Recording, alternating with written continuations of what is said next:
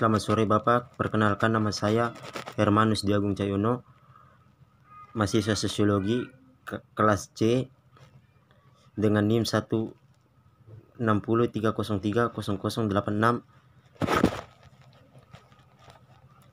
3 tahap perkembangan masyarakat menurut Auguste Comte. Yang pertama, tahap teologis. Tahapan ini merupakan sebuah tahapan yang dimana seseorang manusia memiliki usaha untuk melakukan penerangan diri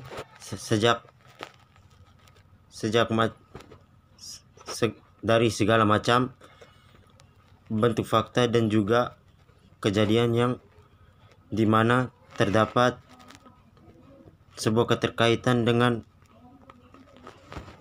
alam, kemudian dianggap seperti sebuah misteri.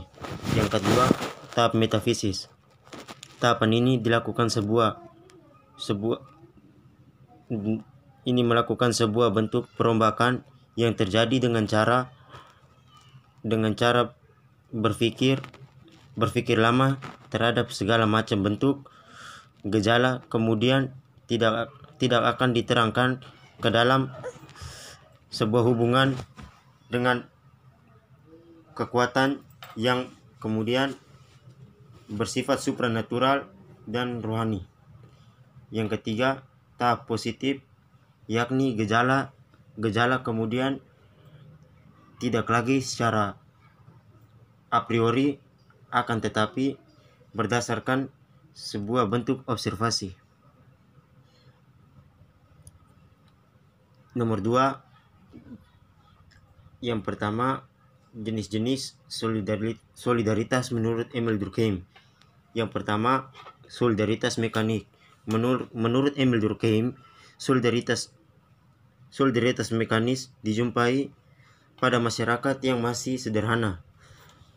Masyarakat yang disebutnya dengan segi mental.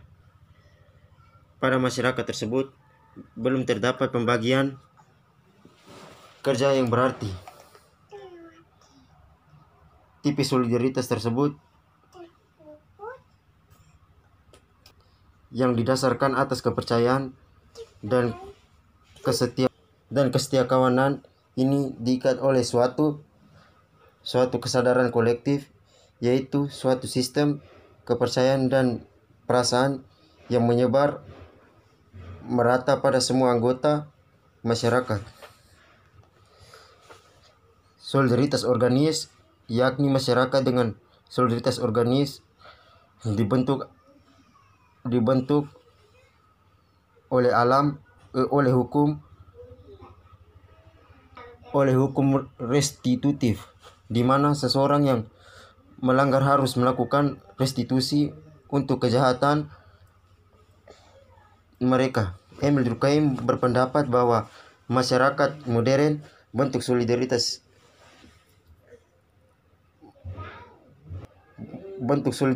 moral mengalami perubahan, bukannya hilang. Solidaritas organis merupakan sebuah sistem terpadu yang terdiri atas bagian-bagian sesuatu organisme biologis saling berbeda dengan solidaritas mekanis yang berdasarkan dengan kesadaran kolektif. Maka solidaritas organis didasarkan pada hukum dan akal. Yang kedua, teori bunuh diri atau suicide. Emile Durkheim merupakan tokoh sosiologi klasik yang terkenal dengan teori bunuh diri. Dalam bukunya Suicide, Emile Durkheim mengemukakan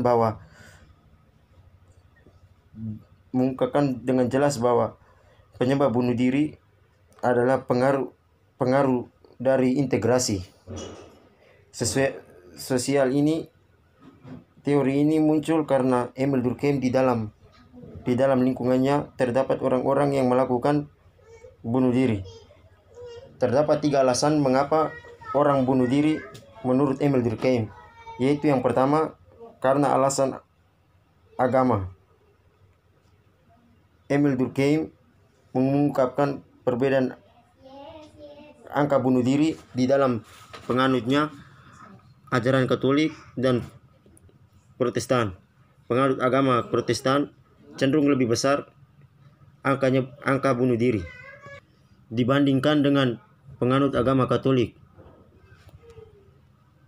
Perbedaan ini dikarenakan adanya perbedaan kebebasan yang diberikan oleh kedua agama tersebut kepada penganutnya. Karena alasan politik, Emile Durkheim mengungkapkan perbedaan angka bunuh diri di antara masyarakat militer dengan masyarakat sipil. Dalam keadaan damai, angka bunuh diri pada masyarakat militer lebih cenderung lebih besar daripada masyarakat sipil, dan sebaliknya dalam situasi pasang masyarakat militer angka bunuh dirinya lebih rendah. Jenis-jenis bunuh diri menurut Emile Durkheim, yang pertama, bunuh diri egoistik adalah suatu tindakan bunuh diri yang dilakukan seseorang karena merasa kepentingannya sendiri berasal daripada lebih besar daripada kepentingan kesatuan sosialnya. Yang kedua, bunuh diri anomik, bunuh diri yang terjadi ketika kekuatan regulasi masyarakat terganggu, di mana terjadi ketidakjelasan norma-norma yang mengatur cara berpikir dan cara bertindak. Yang ketiga, bunuh diri akuistik. Orang yang melakukan bunuh diri ini karena merasa dirinya sebagai bahan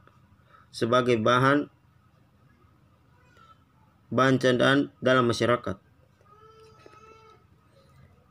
Bunuh diri fatalisme adalah bunuh diri yang dilakukan karena putus asa. Sistem sosial menurut Emile Durkheim. Sistem sosial adalah sesuatu yang terdiri dari individu yang berinteraksi, mempunyai lingkungan fisik, memiliki struktur atau adanya posisi dan peran, memiliki komponen sendiri dan mampu memenuhi kebutuhan sensasi. Contohnya sistem sosial. Masyarakat yang terdiri dari individu-individu saling berinteraksi, memiliki lingkungan atau suatu wilayah tempat tertentu, memiliki struktur atau adanya status dalam peran, memiliki komponen-komponen. Yang kedua, fakta sosial menurut Emile Durkheim. Fakta sosial adalah seluruh cara bertindak yang dapat berlaku pada diri individu sebagai sebuah paksaan eksternal. Emile Durkheim membedakan dua tipe fakta sosial. Yang pertama, fakta sosial material, yakni lebih mudah dipahami karena bisa diamati. Fakta sosial material tersebut seringkali mengeksplorasikan kekuasaan meski yang lebih besar dan kuta yang sama, berupa di luas individu dan memaksa mereka. Kekuatan moral inilah yang disebut dengan fakta sosial material. Yang kedua, fakta sosial non material. Emile Durkheim mengakui bahwa fakta sosial non material merupakan batasan tertentu ia ada di dalam pikiran individu, akan tetapi secara sempurna maka interaksi itu akan mematuhi hukumnya sendiri. Jenis-jenis fakta sosial non material. 1. Moralitas. 2. Kesadaran kolektif. Yang ketiga, orden representasi kolektif, arus sosial, dan pikiran kelompok. Nomor 3. Teori tindakan sosial menurut Max Weber. Yang pertama, tipe-tipe tindakan sosial. Pemikiran Max Weber, tindakan sosial membantu dan memperbaiki pemahaman tentang watak-watak dan kemampuan-kemampuan aktor sosiologi sosial secara individual. Sebuah tipologi tentang berbagai cara di mana individu yang bersangkutan bisa bertindak di dalam lingkungan eksternalnya. Sehingga Weber membedakan 4 tipe tindakan sosial yang berbeda-beda, di mana seseorang aktor bisa terlihat berikut. Berikut ada 4 tindakan sosial menurut Max Weber.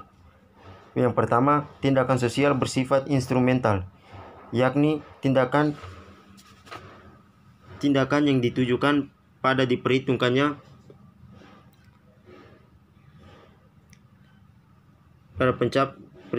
pencapaian tujuan-tujuan tertentu yang secara rasional diperhitungkan dan diupayakan sendiri oleh aktor yang bersangkutan. Yang kedua, tindakan rasional yang berdasarkan nilai. Yang ketiga, tindakan afektif yang ditentukan oleh kondisi asentasi emosional. Yang terakhir, tindakan tradisional yang ditentukan oleh kebiasaan-kebiasaan yang sudah mengakar secara turun-temurun. Teori birokrasi menurut Max Weber. Sebenarnya, definisi awal birokrasi menurut Max Weber adalah berbeda dengan pandangannya mengenai birokrasi yang ada pada hari ini.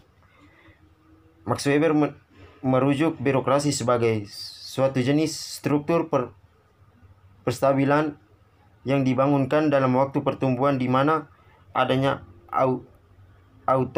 atonsi atau rasional sah. Max Weber menerangkan bahwa di dalam jenis birokrasi yang ideal, dari sudut positif beliau yang lebih rasional dan lebih sekap, birokrasi dalam hal ini mempunyai 3 arti, yakni sebagai tipe organisasi yang khas, suatu sistem atau struktur, suatu tatanan jika terbentuk, dan alat terdiri pada organ negara untuk mencapai tujuannya. C. Teori kapitalisme menurut Max Weber.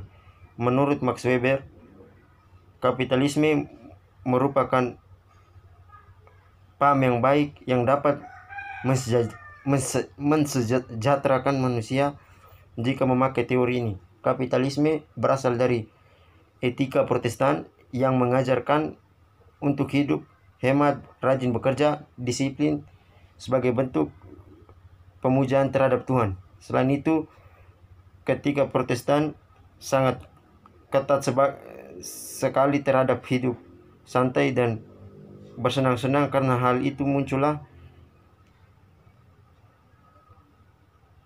sebagai kapitalisme. Dalam hal ini, logika Max Weber ada 3. Yang pertama, bila kapitalisme merupakan hasil tindakan manusia, maka tentu adanya tindakan khusus yang dilakukan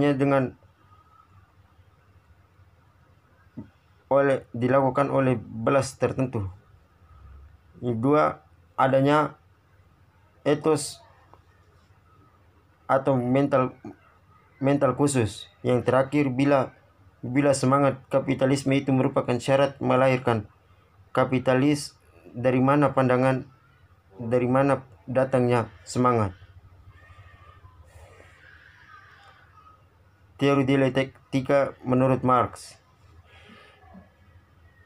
Kata dialektika berasal dari kata Yunani, yakni diango, yang berarti pembalikan, perbantahan.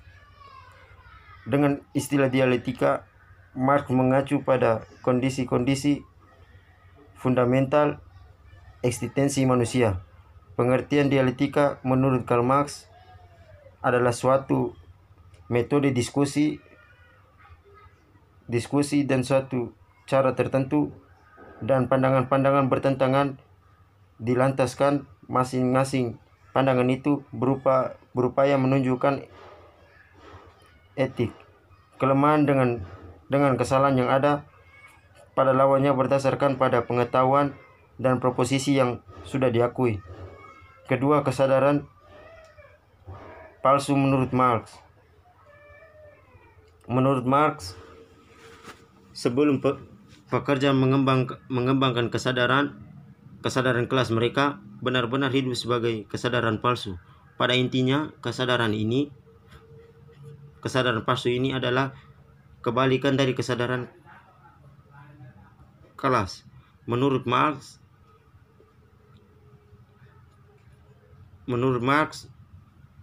dan teori sosial lainnya yang mengikuti kesadaran palsu ini itu berbahaya karena mendorong orang untuk berpikir, bertindak dengan cara yang berlawanan dengan ekonomi sosial dan politik kepentingan diri mereka sendiri.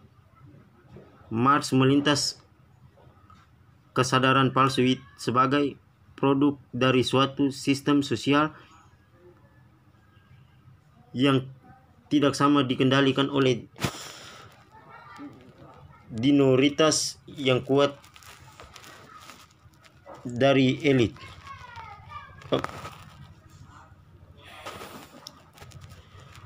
Membangun teori Marx, sarjana Italia, penulis ideologis kesadaran palsu,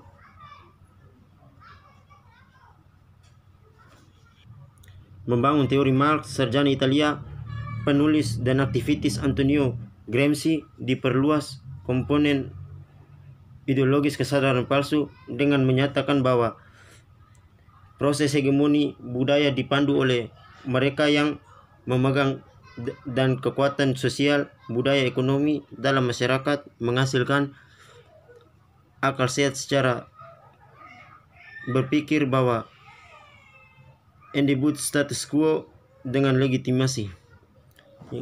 C. Struktur basis menurut Marx.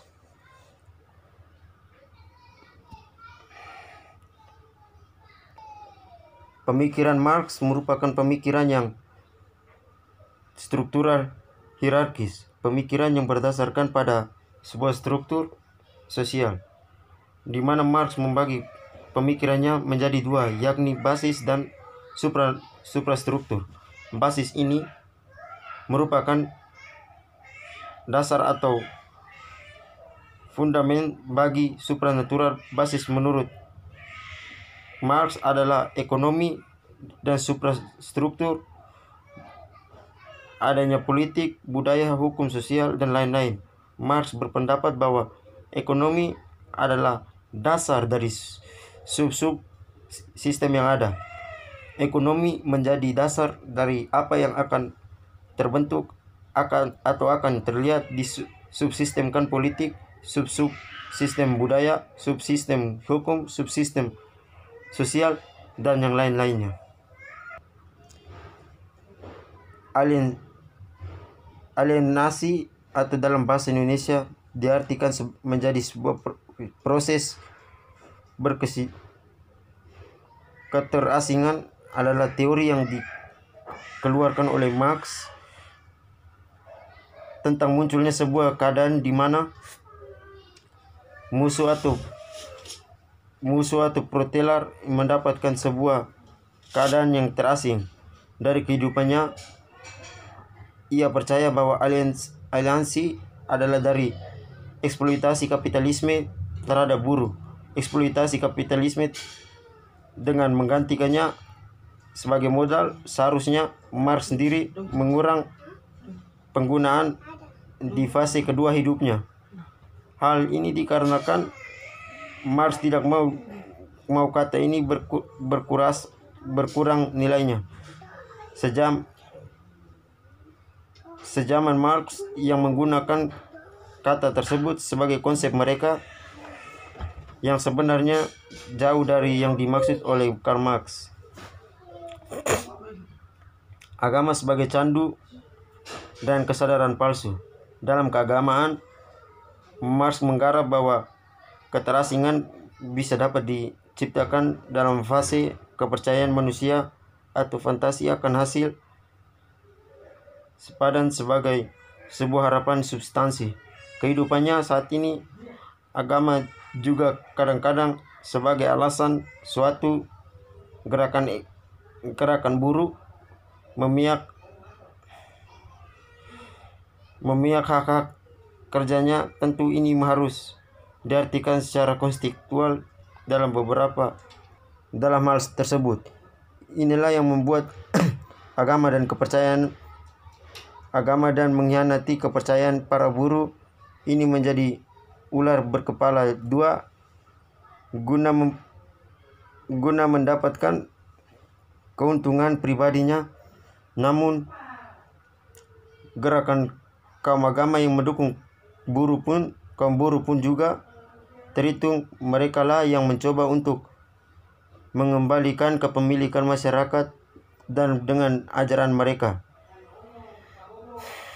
Buruh atau siapapun yang terbilang proletar tidak perlu mengkhawatirkan agama hanya akan menjadi fantasi substansi mereka, melainkan sebagai sebuah gerakan yang akan membuat mereka lebih baik dan punya nilai lebih perundingan dihadapkan dengan si majikan.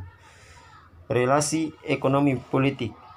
Menurut Karl Marx, istilah ekonomi politik diambil dari bahasa Yunani yaitu polis, yang berarti sebuah kota atau sebuah unit politik, dan oikonomika yang maknanya mengacu pada manajemen suatu rumah tangga.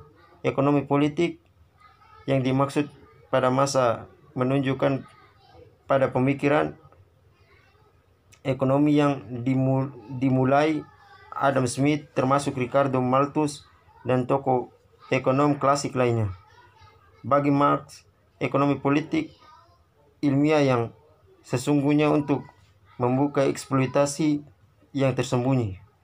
Dalam pengembangannya, istilah ekonomi politik berguna untuk mendampingi istilah buku ilmu ekonomi. Fokusnya tidak lagi pada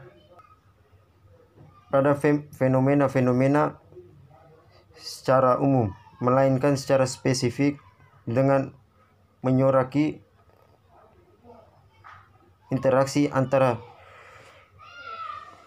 faktor ekonomi dan politik. Pemahaman ekonomi politik dalam pendekatannya Marxian dibagi institusi politik atau agen politik, mendefinisikan dan melindungi kepentingan partai dari sebuah kelas atas kemajuannya sendiri. Kepentingan politik dari sebuah kelas atau kemampuannya sendiri, dan karena negara adalah instrumen yang dikendalikan kelas itu. Saya melihat ada analisis tersirat dalam organisasi yang berangkat dari hal-hal yang konkret seperti bank, perusahaan, organisasi, kepentingan maupun kelompok lainnya yang memiliki ketergantungan secara politis dan ekonomis dalam perjalanannya. Dalam ranah kajian analitis teoritis, memang adanya hubungan dengan hubungan yang lain membuat terjalinnya hubungan dengan yang lain. Bila kita masuk ke ranah tataran politik di Indonesia, di sini kita menemukan beberapa nilai yang khas akan konsep politis, semisal mengenai kewenangan, kehidupan publik, permasalahan negara, dan konflik lain-lain. Walaupun sangat harum terasa aroma politisnya, namun sekurang-kurangnya ada konsep yang menempatkan politik bisa menjadi erat dalam kaitan ilmu ekonomi pada akhirnya, yaitu politik sebagai pemerintahan.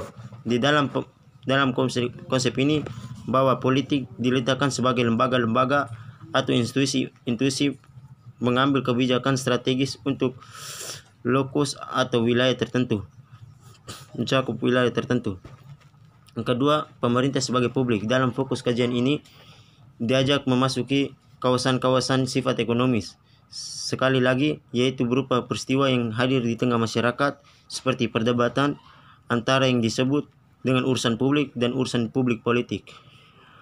Publik juga tidak terlepas dari pemenuhan dan kebutuhan individual yang mempengaruhi kesejahteraan dan bahkan eksistensi masyarakat umum, dalam hal ini adalah publik.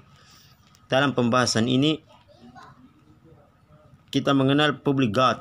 Yang dimaksud dengan public good adalah barang-barang maupun jasa yang dianggap berharga dan sifatnya sangat strategis bagi kebutuhan masyarakat.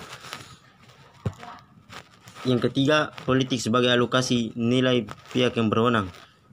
Dalam kajian dalam bidang ini, aktuansi, distribusi nilai masyarakat dan kewenangan. Mengapa pendekatan ini relevan sebagai bentuk efektif antara politik ekonomi? Karena keduanya adalah mengamini tentang metode alokasi. Bila dilihat di sudut pandang ini, ekonomi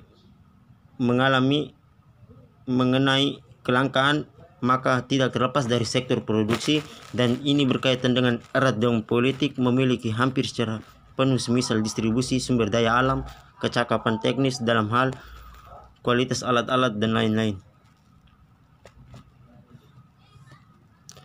Pendekatan ekonomi perekonomian.